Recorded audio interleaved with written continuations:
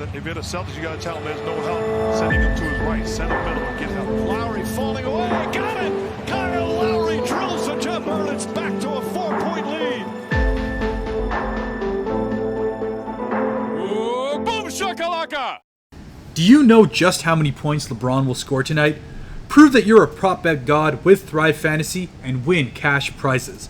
Download the app from the Google Play Store or the Apple App Store using the promo code SWING when you sign up.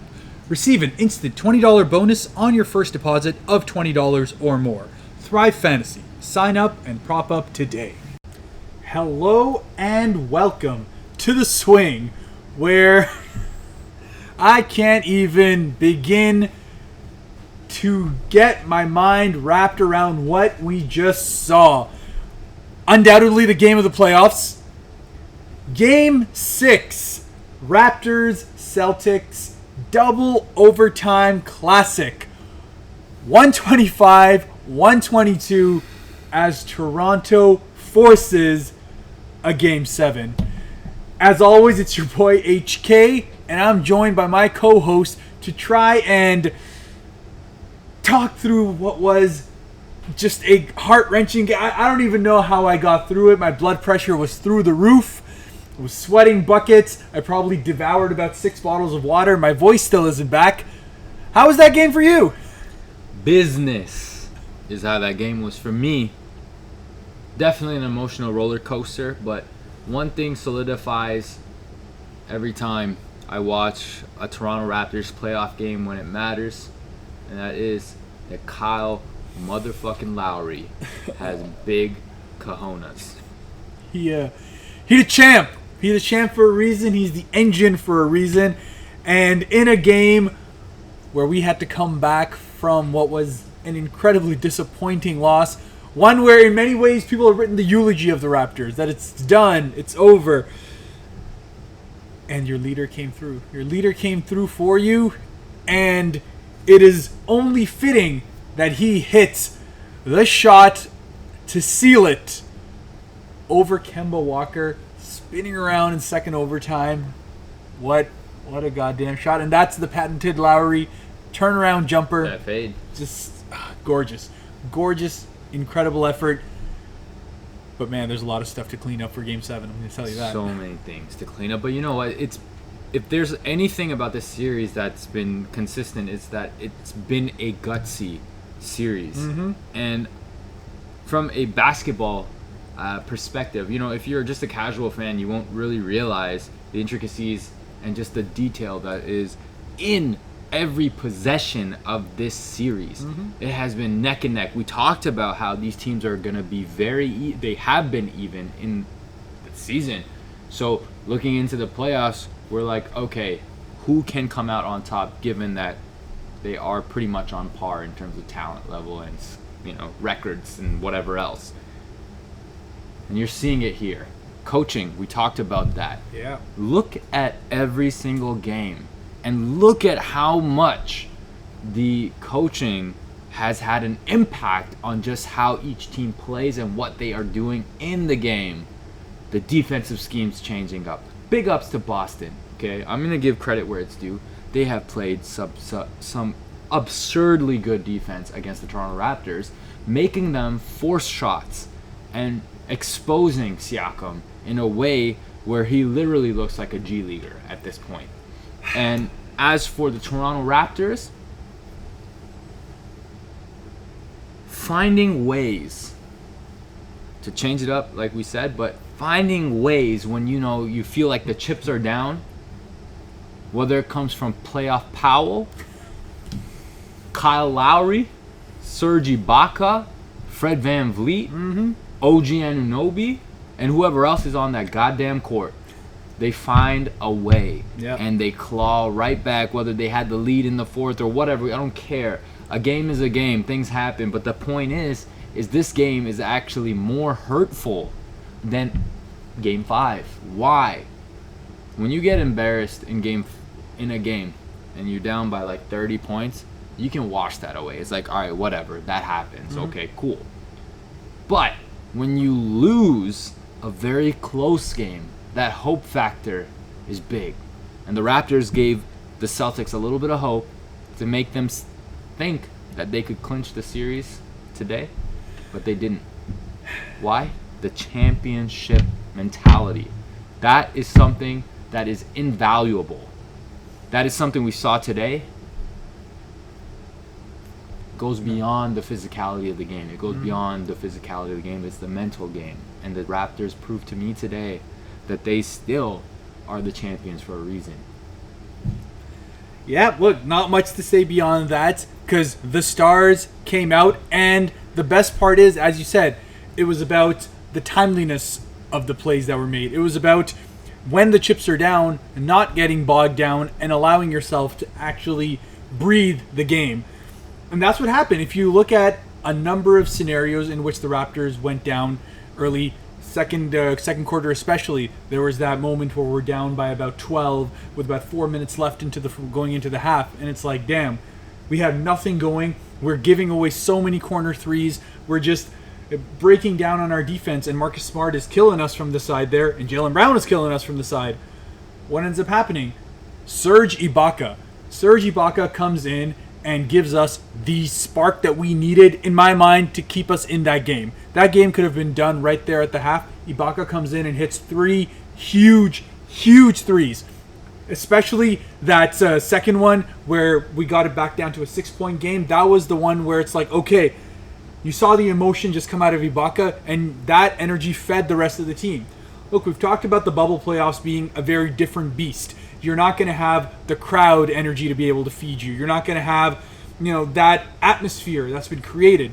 So that energy and that resilience has to come from within, has to come from your team. And you have to feed off of your players. That's why players like Serge Ibaka are so important for the Raptors. Why players like Marcus Smart are so important for the Boston Celtics. And he himself, as much as I dislike a lot of his antics, he had an incredible game today. Again, 23, 11, and 10, dropped a triple-double, 6 of 11 from 3. And it was, again, just timely shots. There were so many times where the game could have swung one way or the other. But there was just never an extended run given on each side because, as you said, there's a chess match between the coaches. There's definitely a chess match between the players. And just that hunting for mismatches, the constant just looking to move everything around and find the best way to attack. And then there's a Kyle Lowry. And then there's a Kyle. And there's a Kyle. And look, as you said, a Game 5, that was so disappointing, but it's still one of those where you can just flush it down the toilet and you come back strong and you prove exactly why you can't be counted out. And Kyle, with 33, 8, and 6, 6 of 10 from 3, and just the dog that he brought to be able to push this really all the way to what should have frankly been a fourth quarter victory. But obviously, as you said, stuff happens. Stuff happens. Nature of the game. Nature of the game. You got to play the game. And in the end, it was all about gut check. And that gut check came in second overtime. There you go. From playoff Powell. From playoff Powell. The only real playoff P. You heard it here first.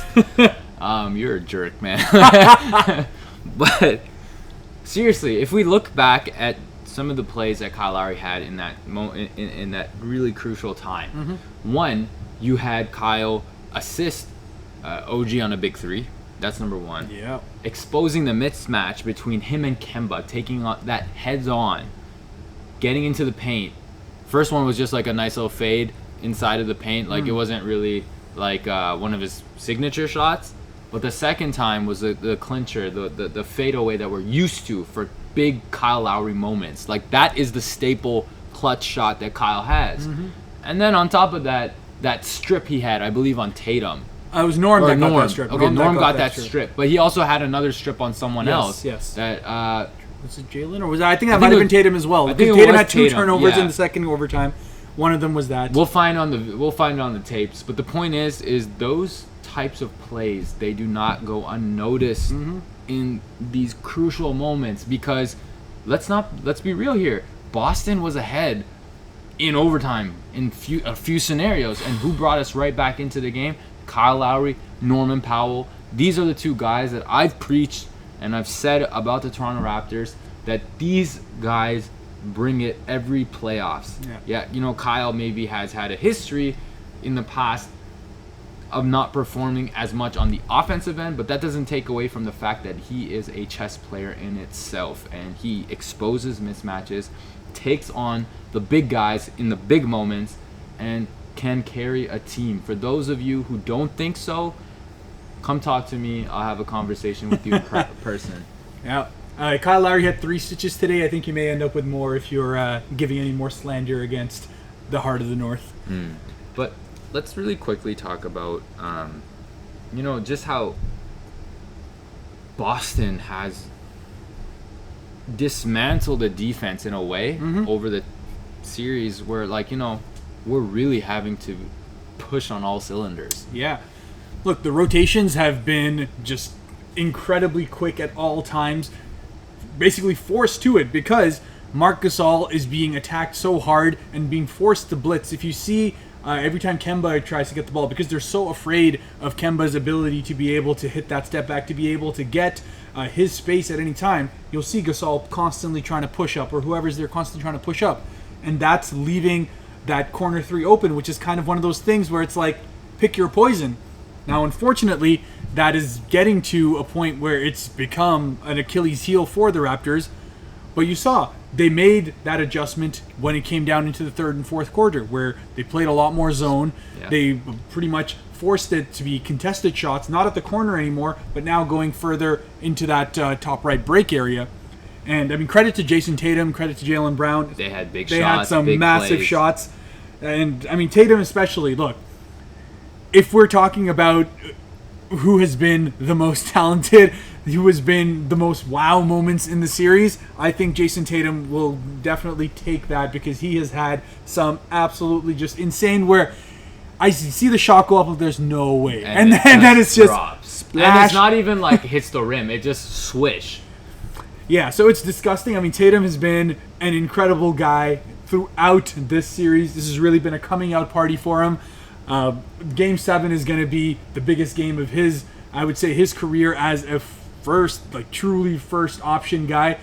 Because prior to this, if we look back at Jason Tatum, what his claim to fame was, it was a poster on LeBron in Game 7 which was obviously a massive moment for it. And it's like, hey, this is a rookie who's able to hang with the big boys.